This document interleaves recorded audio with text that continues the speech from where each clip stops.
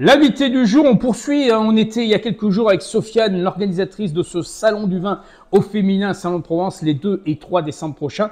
On a parlé des partenaires, on a parlé de ceux qui nous ont accueillis ce jour-là. Et il est à mes côtés, le grand chef, celui de la Villa Salone. Alexandre, bien heureux de vous accueillir. Ça va? Merci, ça va. Je sais que c'est une fin de service, hein, c'est toujours assez difficile, donc on a réussi à vous happer pendant quelques minutes. On va être rapide. La Villa Salone, c'est devenu, il faut le dire, une table de référence à Salon de Provence, tout en sachant le parcours, parce qu'on va revenir rapidement sur le parcours. Je crois que vous étiez dans les montagnes, dans les Hautes-Alpes, et vous êtes venu à Salon de Provence. Exact. Comment s'est passée cette transition entre les Alpes et la ville de Salon de Provence?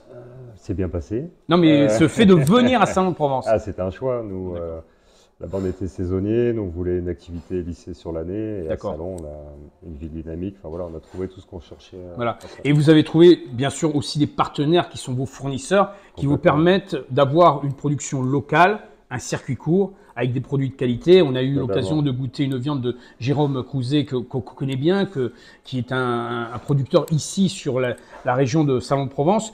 Tout ça, c'est une volonté affirmée d'offrir de la qualité dans un antre qui est magnifique, parce qu'il faut aussi parler de ce bâtiment. C'est vrai qu'on a un coup de cœur pour le bâtiment quand on a visité.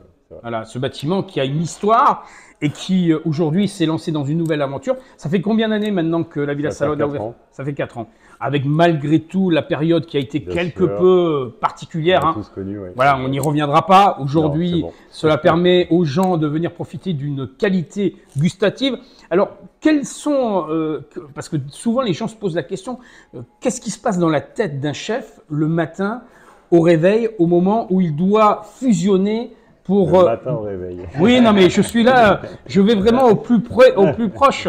C'est-à-dire pour comprendre le mécanisme qui fait que tel jour, ou peut-être ça se prépare avec quelques journées d'avance, ces menus que vous proposez à votre clientèle. En fait, il n'y a pas de règle. Hein. C'est aussi pour ça qu'on fonctionne à l'aveugle le soir au niveau gastronomique. C'est qu'on se laisse porter par les produits. Selon les produits qui sont à discrétion. Complètement. D'accord. D'accord. Et aujourd'hui, on a vu que vous avez des mélanges de saveurs qui vous sont spécifiques. Il y a quand même une genèse quelque part qui fait que on arrive à décanter sa propre image. Bien sûr, bien sûr.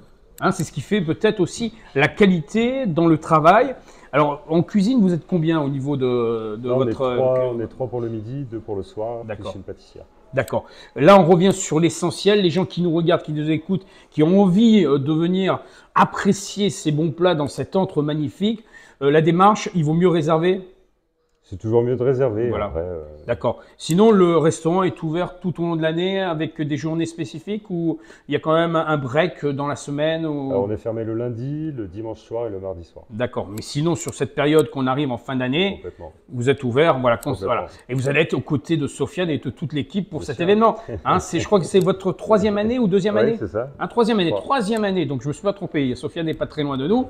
Donc, vraiment une passion qui s'est établie avec Sofiane dans ce mélange, parce que un bon plat ne peut être qu'un bon plat bien accompagné. Complètement. Hein, et dans le choix de vos vins, c'est pareil. Bien sûr. Hein, j'ai vu que vous dénichez quand même quelques petits vins spécifiques, souvent des petits propriétaires, mais toujours en terre provençale, essentiellement. Pas que, mais c'est vrai qu'on joue aussi l'accent local, bien évidemment, sur les vins. D'accord. Donc, une table. Alors là, on arrive bientôt dans cette période de fête, ça sera pareil. Je pense que vous allez être opérationnel pendant la période de fin d'année. Est-ce qu'il y a des repas spécifiques qui seront proposés? On est en train de les mettre en place, mais bien sûr, on sera ouvert pour le 24 au soir, le 31 et le 1er. D'accord. Le 31 et 1er, vous serez opérationnel. Le midi, parce que le 1er au soir. Le midi, oui, tout à fait. Hein, parce que je pense que vous méritez quand même un peu de repos. En tout cas, on va saluer Madame, parce que Madame est essentielle. Elle n'est pas très loin de nous, elle est derrière la caméra. Mais voilà, on la salue parce que sans elle, on ne serait pas aujourd'hui en train de parler devant cette caméra. Je crois que véritablement, elle a été la cheville ouvrière qui vous a donné la volonté affirmée de créer cette enseigne ici, cette Villa Salone à Salon de Provence. C'est complètement un binôme. Hein. Voilà, donc dans la vie, comme dans le côté professionnel. Vous, aux cuisines, elle, dans, j'allais dire, l'orchestration finale de la qualité de ces produits qu'on peut guster. Et les vins, surtout. Et les vins. Ah, et là, oui, parce que j'ai compris qu'elle était très, très forte dans le domaine viticole. En tout cas, bravo à tous les deux. On rappelle l'adresse de la Villa Salone. 6 rue Maréchal Joffre. De toute façon, il y a la petite carte qui est sur la vidéo et on ne peut que vous inviter à venir apprécier les bons plats de Maître Alexandre. En tout cas, il sera là tout au long de cette période de fin d'année pour vous y accueillir. Et une nouvelle fois, gageons en tout cas que les gens qui nous regardent et qui vont venir apprécieront ces petits plats et qu'ils auront l'occasion de revenir. Parce que quand on vient ici, on vient non pas seulement se restaurer, mais on vient passer un moment de convivialité. Et je crois que c'est ça le fer de lance de la Villa Salone. Complètement, exactement. Donc, qu'est-ce qu'on peut souhaiter à la Villa Salone dans les années à venir? Qu'on continue comme maintenant. Qu'on continue sur la lancée. Sur la lancée. On veut souhaiter une belle continuité. Merci en tout cas Alexandre. C'est ainsi que nous clôturons l'invité du jour. On aura l'occasion de revenir vers la Villa Salone et d'ailleurs vers tous les partenaires de l'événement. Vous le savez, c'est les 2 et 3 décembre prochains. On vous donne rendez-vous au Cercle des Arts ici à Salon de Provence pour assister à l'édition 2023 au Cercle. Je suis à fond. Voilà. Non, mais parce qu'il faut dire qu'elles sont juste à quelques mètres de nous. Donc, on a un peu notre régisseuse principale qui est pas très loin de nous. Donc, on vous attend à Salon de Provence pour cet événement. Merci encore, Alexandre. Merci. Excellent début d'après-midi sur Chéri FM et Tandberg, pays salonnais.